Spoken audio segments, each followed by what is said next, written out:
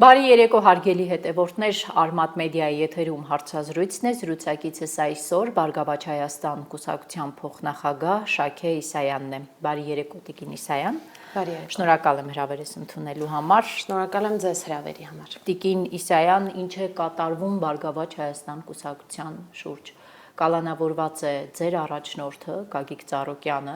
նրան պատկանող բոլոր բիզնեսների դռները կապարակնքված են եւ նաեւ տնտեսության համար սա գնալով ստեղծելու է լուրջ խնդիր եւ այս ամենի ֆոնին ինչ են ձեզ ասում իրավապահները եւ զարգացման ինչպիսի սցենարների են նրանք ձեզ պատրաստում։ Կարծում եմ այն ինչ տեղի է ունենում, բոլորի աչքի առաջ է տեղի ունենում, հա, եւ ընդհանրապես ես կարող եմ մեկ այսպես անվանում սա, հա, մեկ որակում տալ քաղաքական հաշվեհարդար, որը սկսվել է դեռ շատ վաղուց, կարծում եմ դուք նույնպես լավ կհիշեք, ողջ քարոզարշավի ընթացքում, որքան Գագիկ Ծառուկյանը, ընդհանրապես հա, Բարգավաճ Հայաստան կուսակցությունը զերծ էր մնում տարբեր որակումներից, տարբեր պիտակավորումներից, առհասարակ պարոն Ծառուկյանի հատկապես 2020 թվականից հետո, հա, իր գործունեության առանցքում մշտապես եղել է ներքին համերաշխությունը, միասնականությունը, ազգային վերածնունդը, որպեսզի կարողանանք այդ պարտվածի հոգեվիճակից դուրս գալ, հա, ազգովի եւ նորանոր հաղթանակներ փորձենք ապահովել մեր երկրում եւ մեր ժողովրդին, որքան մենք կարծես թե այդպես կառուցողական առաջ էինք տանում այդ գիծը, այնքան հետևողականորեն պիտակավորվում էին եւ անընդհատ վիրավորանքներ, տարբեր պիտակները ստանում էր Գագիկ Ծառուկյանը եւ Ծառուկյան ընտանիքի անդամները, ինչը էլի ժողովրդի աչքի առաջ է եղել, բոլոր լրատվամիջոցները այդ մասին լուսաբանել են։ Դրա համար հենց ուզում եմ այդտեղից սկսել, հա, այսինքն սա շարունակական process է։ Հետո իհարկե դրա այսպես հանգուցալուծումը եղավ այն, որ բոլորիս աչքի առաջ, ամբողջ աշխարհի աչքի առաջ պարզապես գողացան ԲՀԿ մանդատները, հա, եւ ես ձեզ նորից ուզում եմ եւս մեկ անգամ այսպես վերահաստատել, որ ԲՀԿ-ի համար բնավ այդ 5 մանդատի, հա, կարեւորությունը չէր խորհրդանում հայտնվելու, այլ այն ինչ տեղի ունեցավ, հա, երբ մարդիկ այսօր խոսում են ժողովրդավարությունից, չգիտեմ, մարդակենտրոնությունից, ընդհանրապես մարդը բարձրագույն արժեք եւ այլն, այդպիսի ձևակերպումները առ այսօր շարունակում են, բայց մենք տեսանք այն ինչ տեսանք, իսկ ժողովրդավարությունը չի կարող լինել մի փոքր խախտված, ժողովրդավարությունը այն տեսակով, ինչպես իրենք են ընկալում, իրենց քաղաքական նպատակահարմարությունից ելնելով, չի կարող լինել։ Ուստի իրենց քաղաքական հաշվեհարդարի շարունակություններ, ես այստեղ ամենից առաջինը կուզեմ ընդգծել այն, որ ընտրությունների լեգիտիմությունը իսպառ այսպես կասկածի տակ դրվեց, հա, ԲՀԿ մանդատագողությամբ, ձայների մանդատագողությամբ, իսկ ժողովրդավարությունն էլ թերևս նաև սահմանադրական դատարանի, հա, վերջնական որոշումով այլևս դարձավ մեր երկրում գեղեցիկ բառ, բայց ոչ երբեք իրականություն։ Տեսեք, Տիկին Իսայան, 2021 թվականից հետո բոլոր ԿՊԱ-կանների համար Գագիկ Ծառուկյանը եղել է գործարար, խոշոր գործարար, խոշոր սեփականատեր։ Գագիկ Ծառուկյանը նույն ԿՊԱ-կանների համար դարձավ օլիգարխ, երբ հայտ ներկայացրեց 26-ին մասնակցել ընտրությունների։ Այդ ինչն էր կանխելու Գագիկ Ծառուկյանը, որ Նիկոլ Փաշինյանը որոշեց այդպես բոլորի աչքի առաջ գողանալ 58,000 քվեն եւ ուղղակի թույլ չտալ կուսակցությանը մտնել խորհրդարան։ Այդ ինչն էր կանխելու ԲՀԿ-ն խորհրդարանում։ Իհարկե ես չեմ կարող ԿՊԱ-կանների փոխարեն եւ ընդհանրապես հայ իշխանության ներկայացուցիչների փոխարեն իրենց պատասխանները տալ, բայց մի բան ակնհայտ է, որ ցանկացած երկրում, հա, process տեղի է ունենում իրենց քաղաքական նպատակահարմարությունից ելնելով, վրեժխնդրությունից, քաղաքական հաշվեհարդարից, չգիտեմ, քինախնդրությունից, հա, այն ամեն ինչ որ տեղի է ունենում, իրենց պրիզմայով են իրենք դիտարկում, եթե այս պահին նպատակահարմարությունը այն է, որ իրենք տեսնում են իբրև մրցակից, ի վերջո ԲՀԿ-ի հայտնվելով խորհրդարանում կառուցվածքեր փոփոխվելու եւ այլն, դրանք ռիսկեր են առաջացրել ըստ երևույթին իրենց համար եւ իրենք ժողովրդավարությունն ու ընդհանրապես այսպես, հա, այդ մարդու իրավունքների պաշտպանությունը այդպես ձևափոխել են իրենց հարմար պրիզմայով։ Վաղը մեկ այլ երևույթ կլինի, ես բնավ չեմ զարմանում այդ process-ից։ Պարզապես ես ուզում եմ, որ մենք հստակ գնահատական տանք, որ սա քաղաքական հաշվեհարդար է, որը սկսել է, ինչպես դուք ասացիք, շատ ավելի վաղ, որին մենք ականատես ենք եղել ողջ քարոզարշավի ընթացքում եւ որի հանգուցալուծումը այն էր, ինչ տեղի ունեցավ։ Ի վերջո, եթե նախ պարոն Ծառուկյանը կարծում եմ բազմաթիվ անգամներ լրատվամիջոցների հետ զրույցում ընդգծել է, որ օրենքի առաջ բոլորն են հավասար եւ եթե արդարադատություն է իրականացվում, խնդրեմ մենք ունենք, հա, մարմինները, որոնք կարող են այն իրականացնել, բայց այն ինչ տեղի ունենում այսօր Գայիկ Ծառուկյանի շուրջ, դրանք ընդհանրապես արդարադատության հետ կապ չունեն։ Դա ես մի գրառում արել եմ եւս մեկ անգամ ուզում եմ ասեմ, այս դեպքում իրենք արդարադատությունը դարձրել են կրկես, բեմական, ինչ որ կադրերով, էժանագին այդպես տեսանյութերի մոնտաժներով եւ այլն եւ այլն։ Տեսեք, Գագիկ Ծառուկյանը Նիկոլ Փաշինյանի իշխանության օրոք առաջին անգամ չէ, որ հայտնվում է ԱԱԾ պատվալում, ԱԱԾ մեկուսարանում։ Մենք նույն սցենարը գուցե մասշտաբներով մի քիչ փոքր տեսել ենք 2021 թվականին։ Ես շատ լավ հիշում եմ, թե ինչպես 2021 թվականին իշխանությունը որոշեց, որ օրինակ պետք է կասեցնի Գագիկ Ծառուկյանին պատկանող Շանգրիլա խաղատան լիցենզիան։ Ասում էին հարկեր չի վճարել, բայց այնուհետև մենք հիշում ենք, որ պետությունը Շանգրիլային փոխհատուցում տվեց սխալ կայացրած որոշման համար։ Հիմա միայն մեկ Շանգրիլա չէ, հիմա Գագիկ Ծառուկյանին պատկանող 70 ընկերության դուռ կապարակնքել էին։ Այս բեռի տակից, դրա համար եմ ասում, մասշտաբներով սա ավելի մեծ է։ Ինչպես է պետությունը դուրս գալու եւ ուզում եմ սոցիալական բաղադրիչին անդրադառնանք։ Քանի աշխատատեղի մասին է խոսքը, իշխանությունը իր քինախնդրությամբ այսօր քանի մարդու է թողել անաշխատանք։ Իհարկե ավելի կոնկրետ մուլտիգրուպի, հա, մուլտիգրուպ կոնցեռնի ներկայացուցիչները հստակ կասեն, բայց խոսքը իհարկե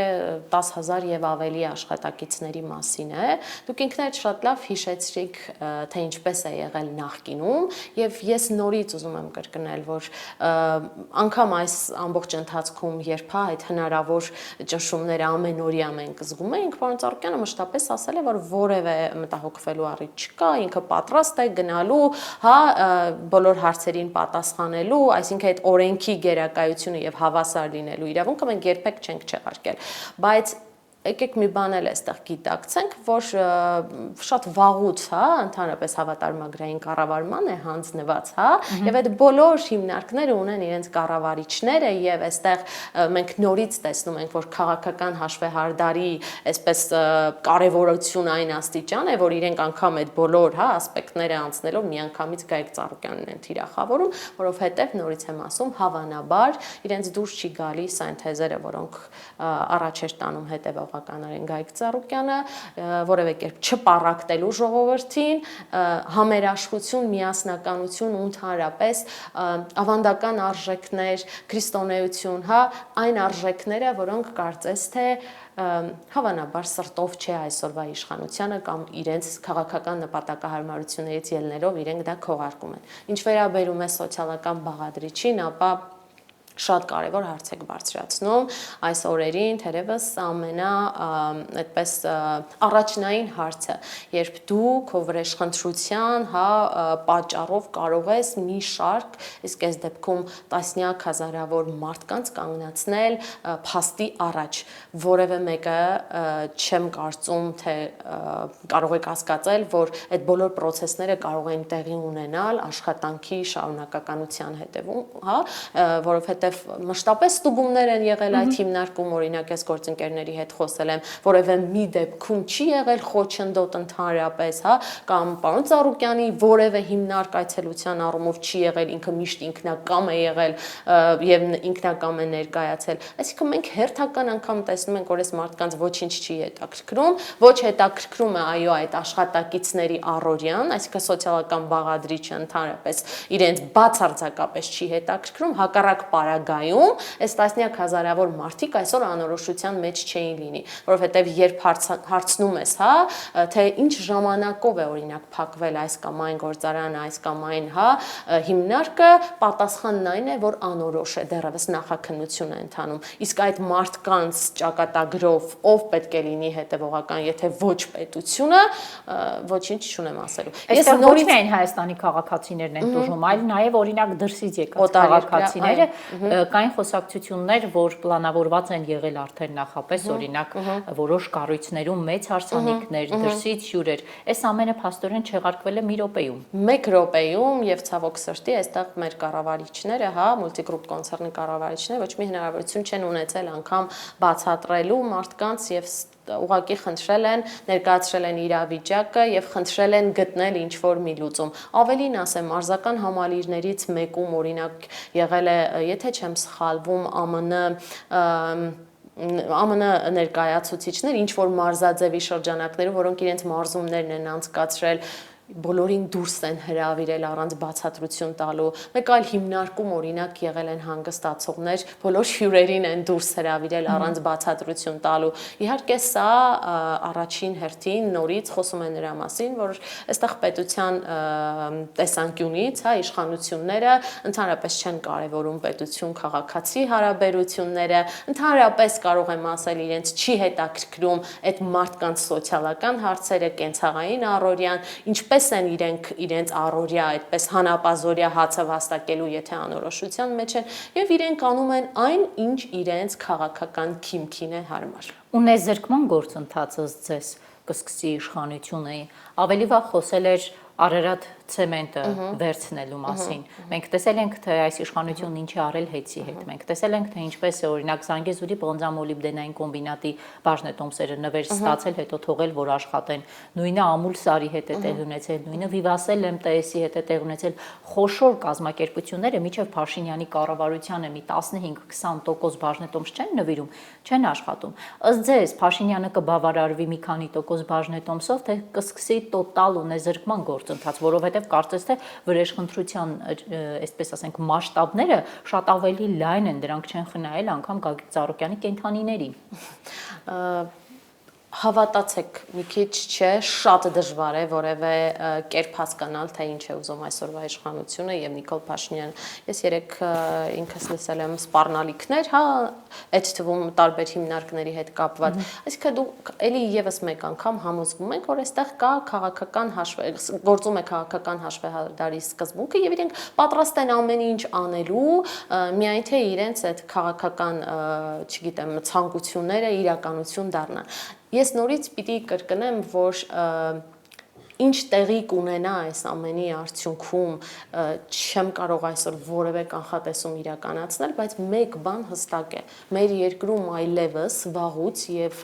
իհարկե Գայք Ծառուկյանի շուրջ ստեղծված իրավիճակով պայմանավորված վերջնականապես կարող ենք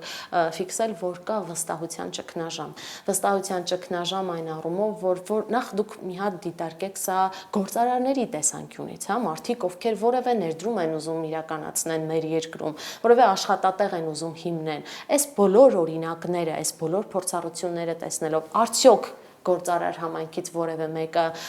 կունենա այդ կայուն երաշխիքը այստեղ ներդրում կատարելու։ Երկրորդ իմաստով, որ այսպես հետևում ես ամբողջ process-ին, հասկանում ես, որ այն իրենց անպագորգոր հայտարարությունները մարդու իրավունքների պաշտպանության առումով, հա, մարդը որպես բարձրագույն արժեք դիտարկելու առումով դարձյալ սին են, հա, որևէ իրականության մեջ տեղ չունեն եւ ստացվում է, որ այն ամենը ինչ տեղի է ունենում մեր երկրում, խարխլում է այսօր պետություն, քաղաքացի, հա, հասարակություն հարաբերությունները։ Բայց ես ուզում եմ մենք ֆիքսենք մի կարևոր բան, այս իշխանություններն էլ են փոխվելու, ինչպես տարբեր, հա, իշխանություններ ենք մենք տեսել։ Քաղաքական պայքարի ընթացքն էլ է փոխվելու, ինչին էլի մենք ականատես ենք եղել, բայց այն վստահության ճգնաժամը, որ ստեղծվում է այս այսօր պետության եւ հասարակության, պետության եւ քաղաքացիների միջեւ ցավոք սրտի երկար տարիներ դա վերադարձնել, կյանքի կոչել հնարավոր չի լինելու։ Եվ դրա համար եմ ես ասում, որ այս ամենը ինչ տեղի է ունենում, սա Գայք Ծառուկյան ընտանիքի կամ ԲՀԿ-ի մասին չէ, այլ շատ ավելի լայն, հա, ընդարձակ երևույթների մասին է, որտեղ մենք փաստորեն կարող ենք մեկ ընդմիշտ խարխրել այս process-ը։ Ինչ վերաբերում է կենդանիների, հա, այդ կտրվածքով, ապա դա չգիտեմ, ես բառեր էլ չեմ գտնում ասելու։ Երեք ընդամենը այլի լսեցի բնապահպաններից մեկին, ով օրինակ ասում էր, որ փորձագետները հորդորել են ուժային կառույցի ներկայացուցիչներին, որ որևէ պարագայում չտեղափոխել կենդաններին կենդանաբանական այգի, որովհետև իրենց պայմանները այստեղ էլ լավն է եւ քանի որ հազվագյուտ ցեղատեսակներ են, որոշակի ռիսկեր կարող են առաջացնել։ Բնապահպանի խոսքով, ասում եմ, մեզ պատասխանեցին, որ մենք ունենք կարգադրություն եւ այն պիտի անենք։ Սա ինչ է, եթե ոչ մանր վրեժխնդրություն։ Սա ինչ է, եթե ոչ որ որևէ պարագայում օրենքի ուժ, հա, չգիտեմ, նույն կենդանիների հետ կապված որևէ պարագայում այստեղ չեն առաջնորդվում օրենսդրությամբ, իրավունքներով, տարբեր կոնվենցիաներով եւ այլն եւ այլն։ Ունենք այն, ինչ ունենք։ Կենդանաբանական այգին տարածել էր հաղորդագրություն եւ անկածառույցին վերագրել էր բազմաթիվ հիվանդություններ։ Շփվել եք Գագիկ Ծառուկյանի հետ, երբևէ իմացել եք առույցն ուներ այդքան հիվանդություն։ Ես ինչպես այդքան հիվանդություն հայտնաբերվեց։ Ես ինքս բազմաթիվ անգամներ եղել եմ կենդանիների այդ հատվածում, որևէ դեպքում նման բան որևէ մեկը պնդել չի կարող, այսինքն պարզ է, որ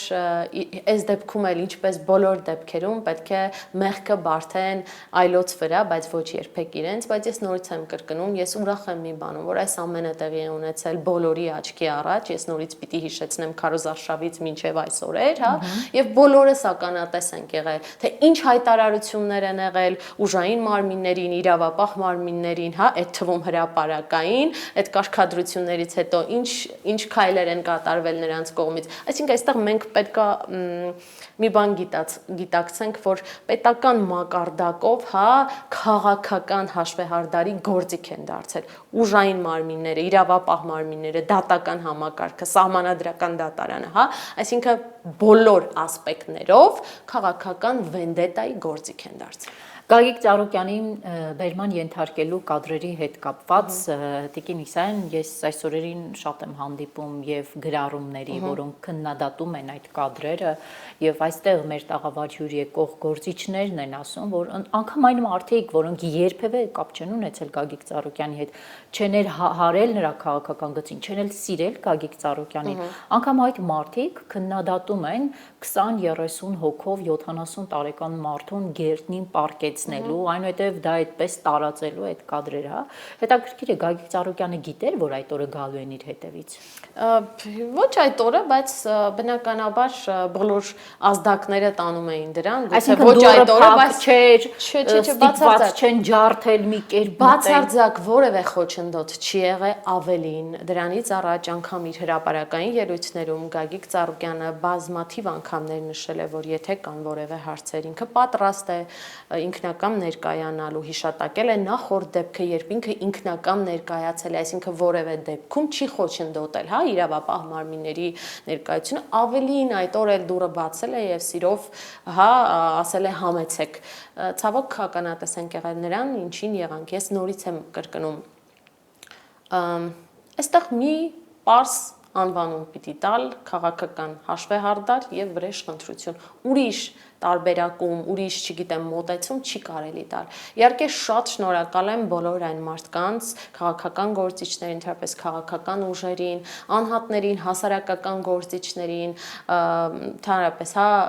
սպորտային աշխարհի, հա, մեր ներկայացուցիչներին, մշակութային գործիչներին, հասարակական գործիչներին, անհատներին, ովքեր չեն լռել, ովքեր անկախ նրանից, որ երբևէ չեն եղել ԲՀԿ համակիր կամ, չգիտեմ, չեն համակրել օրինակ այն քաղաքականությունը կամ այն մեսիջները, որոնք մենք ենք այս ընթացքում առաջնորդում եւ կարեւորում, բայց չեն լռել եւ իրենց աջակցությունը հայտնել են թե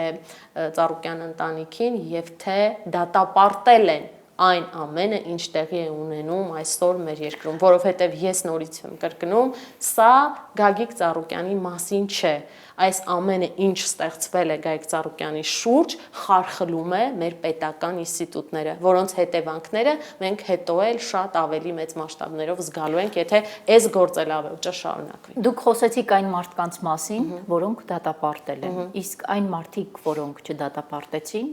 ես ինքս առհասարակ սպորտից հեռու մարդ եմ, բայց միշտ մեծ ուշադրությամբ հետևել եմ Գագիկ Ծառուկյանի եւ սպորտում հաջողությունների հասած մարզիկների հանդիպումներին, անգամ իր տանն է նրանց հյուրընկալել, Արթուր Ալեքսանյան եւ մյուսներ, որտեղ են իրենք։ Չէ՞ որ իրենք հանրային դեմքեր են հաջողակ սպորտսմեն լինելու զատ, նրանք հանրային դեմք են եւ այս երկրում կատարվողին իրենք նաեւ բարոյական պարտականություն ունեն արձագանքելու։ Այս անտարբերությունը, այս լռությունը դուք ինչով եք պայմանավորում։ Յուրաքանչյուրը իր փոխարեն կարող է պատասխան տալ, բայց ես դες վստահ մի բան կարող եմ ասել, ճանաչելով Գագիկ Ծառուկյանին եւ Ծառուկյան ընտանիքին, երբ այս ամենը ավարտվի եւ հերթական օրինակ աջակցության կարիքը լինի այս կամ այն գործչին, այս կամ այն, չգիտեմ, ծրագրի շրջանակներում ներառելու թեկուզ մարզաշխարհի, ներկայացուցչին, դուք վստահ եղեք, որ Գագիկ Ծառուկյանը երբևէ չի դիտարկելու արդյոք այս պահին դատապարտել են իր հետ կատարված process-ը, թե չէ։ Ես ուղղակի իրենց լավ ճանաչելով եմ ասում, որովհետև այս տարիների ընթացքում երբեք չի առաջնորդվել այն սկզբունքով, որ իրեն համակրում են կամ իր գործունեությունը ենթադրենք, չգիտեմ, հրապարակային, ձևով այդպես աջակցում են եւ այլն եւ այլն։ Ինքը մշտապես մոտեցել է արժանի մարզիկ է, ուրեմն պետք է ինքը զբաղեցնի այդ հորիզոնականը, այս պարգևատրմանը պետք է արժանանա։ Մշակութային գործիչը լավ ծրագիր է իրականացնում, այն մեր պետության համար հատկապես ազգային արժեքների տեսանկյունից կարևոր բաղադրիչ է, ուրեմն այն պետք է ֆինանսավորվի անկախ նրանից ինչ քաղաքական հայացքներ ունի։ Ես ինքս գուցե անձնապես անկեղծ ասեմ ձեզ, այդպես չկարողանայի այդ նեղանալ այն մարդկանցից, որոնք կողքին չեն քո նեղության պահին։ Ոչ միայն նեղանալ, այլև ընդհանրապես, գուցե այդ մարդկանց հետ չուզենայի առհասարակ որևէ շփում, բայց որտեղ դա նաև արժեքների մասին է խոսում։ Բայց իմ գործընկերները կփաստեն, ովքեր ինձ լսում են, միշտ ինքը ասում է, որ ուժեղ մարդը պետք է լինի մեծահոգի եւ ների։ Սա Գագիկ Ծառուկյանի բառերն են։ Դրա համար եմ ասում, մենք վստահ եղեք, չենք չարանում, բոլոր նրանցից, ովքեր չեն անդրադառնում, ես իհարկե տեսնում եմ սոցիալական ցանցերում այդ համատարած, աղմուկը, բոլոր նրանց հանդեպ, ովքեր տարիներ շարունակ Գագիկ Ծառուկյանի կողքին են եղել, տարբեր աջակցություններ են ստացել։ Եկեք հեռու չգնանք իշխանության շրջանակներում։ Ես այսպես կարող եմ, գիտեք, քանի անուններ նշել, ովքեր օրինակ ուսանողական տարիներից իրենց կրթաթոշակը ապահովել է Գագիկ Ծառուկյան բարեգործական հիմնադրամը։ Նրանք այսօր ԿՊԱ-կաններ են։ Իհարկե, ես իշխանամերձ են, ԿՊԱ-կաններ են, իշխանության շրջանակներում են, բազմաթիվ են օրինակները, ես գոնե իմ գործընկերները դրա մասին շատ լավ գիտեն, բայց իսեր Աստծո, ինչպես ասում է մեր ժողովուրդը, Աստված է բոլորին դատապարտողը, ոչ թե մենք։ Եվ վերջում պարոն Ծառուկյանը գտնվում է ազգային անվտանգության ծառայության կենտրոն, այո, տեսակցությունները բաց են, փակ են, ինչ կարող եք ասել այս մասով։ Տեսակցությունները որոշակի սահմանափակումներ ունեն, այս փուլում առայժմ միայն դատապաշտպանների միջոցով է հնարավոր որևէ տեղեկություն ստանալ, այսինքն առայժմ միայն դատապաշտպաններ ունեն հնարավորություն իրեն այցելելու։ Շնորհակալ եմ ձեզ շնորհակալ անդրադարձի համար բոլորիս։ Հարգելի հետևորդներ, հիշեցնեմ զրուցակիցս Շաքե Իսայանն էր, կհանդիպենք երկուշաբթի։